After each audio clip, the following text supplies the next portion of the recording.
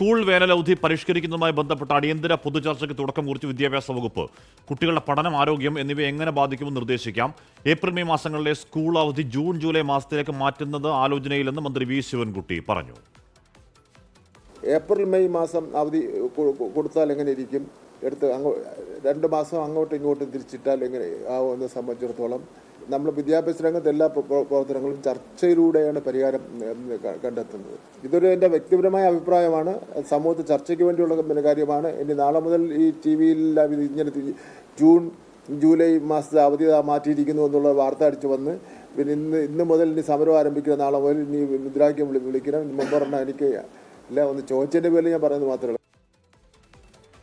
എന്തായാലും വേനലവധി മാറ്റുന്ന കാര്യത്തിൽ വിദ്യാഭ്യാസ മന്ത്രി ചർച്ചകൾക്ക് തുടക്കങ്ങൾ മാത്രമാണ് ചെയ്തതെന്ന് അധ്യാപക സംഘടന KST ഇപ്പോൾ പറയുന്നുണ്ട്. നിർദ്ദേശത്തെ എതിർത്തിട്ടുമില്ല, അനുകൂലിച്ചിട്ടുമില്ല എന്ന് പറയുന്നു. ഉമേഷ് ബാലകൃഷ്ണൻ, ഉമേഷ്, എനിക്ക് വ്യക്തമായി തോന്നുന്നത് അതൊരു നല്ല നിർദ്ദേശമാണെന്നും അതിന് കാരണം എന്താണെന്നാൽ കാലാവസ്ഥ വല്ലാതെ മാറുന്നുണ്ട്. വേനലവധി എന്ന് പറയുന്ന മാസങ്ങളിൽ തന്നെ മഴ തുടങ്ങുന്നതും സ്കൂൾ തുറക്കുമ്പോൾ മഴ പെരുമഴയായി മാറുന്നതും നിരന്തരം അവധി പ്രഖ്യാപിക്കുന്നത് നമ്മൾ ഈ കഴിഞ്ഞ 1-2 വർഷങ്ങളായി അത് തന്നെ കാണുന്നുണ്ട്. അപ്പോൾ അത് മന്ത്രി ഗൗരവത്തിൽ പറയുന്നതാണോ? അതിൻ്റെ ചർച്ചകൾ തുടക്കം കുറിച്ചോ ഉമേഷ്?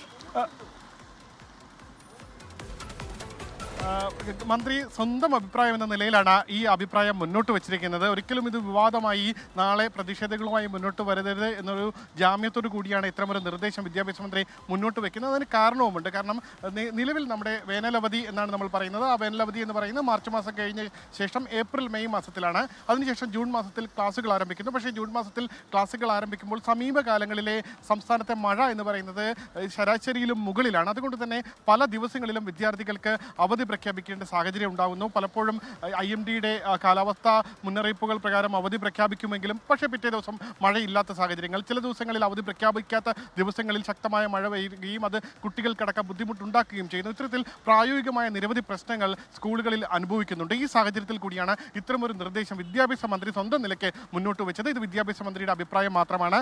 വിദ്യാഭ്യാസ മന്ത്രിയുടെ അഭിപ്രായ പ്രകാരം ഈ അവധി എന്ന് പറയുന്നത് ജൂൺ ജൂലൈ മാസത്തിലേക്ക് മാറ്റിയാൽ വിദ്യാർത്ഥികൾക്ക് കുറച്ചുകൂടി കൺവീനിയൻ്റായി ഈ മഴയുള്ള ദിവസങ്ങളിൽ വീട്ടിലിരിക്കാൻ കഴിയും. നിലവിലെ സംസ്ഥാനത്തെ സാഹചര്യം അനുസരിച്ച്, പ്രത്യേകിച്ച് മഴയുടെ സാഹചര്യം അനുസരിച്ച് ഏറ്റവും കൂടുതൽ മഴ ലഭിക്കുന്ന മാസമാണ് ജൂൺ ജൂലൈ മാസങ്ങൾ. ഈ ജൂൺ ജൂലൈ മാസങ്ങൾ വിദ്യാർത്ഥികൾ വീട്ടിലിരിക്കുമ്പോൾ തന്നെ വിദ്യാർത്ഥികൾക്ക് മറ്റ് അപകടങ്ങളിൽ നിന്നെല്ലാം ഒഴിവാവാൻ കഴിയും. ഇത്തരത്തിൽ അവധിയുണ്ടോ എന്ന് ചോദിച്ച് ജില്ലാ കളക്ടർമാരുടെ ഫേസ്ബുക്ക് പേജിലേക്ക് എത്തുന്ന കമൻറ്റുകളുടെ എണ്ണവും കുറയും. എന്തായാലും ഒരു പൊതു അഭിപ്രായം രൂപീകരിക്കുക എന്നുള്ളതാണ് ലക്ഷ്യം. അതിനുവേണ്ടി മന്ത്രി തന്നെ ഫേസ്ബുക്കിൽ ഇക്കാര്യം പോസ്റ്റ് ചെയ്തിട്ടുണ്ട്.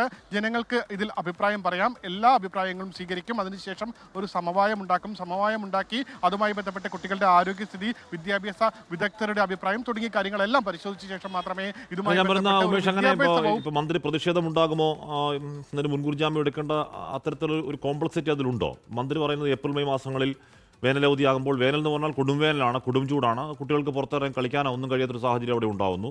ആ 2 മാസം സ്കൂളിലിരുന്ന് പഠിക്കട്ടെ. ജൂൺ ജൂലൈ മാസത്ത് ഈ പറയുന്ന പെരുമഴ സമയത്ത് എന്ന് പറഞ്ഞാൽ മഴ കാരണം കുട്ടികൾക്ക് അവധി പ്രഖ്യാപിക്കേണ്ട അവസ്ഥ ഉണ്ടാകുന്നു എന്ന് പറഞ്ഞാൽ അതെങ്ങനെയാണ് എതിർപ്പുണ്ടാവുക? അത് എന്ത് പറഞ്ഞിട്ടാണ് എതിർപ്പുണ്ടാവുക ഉമേഷ്?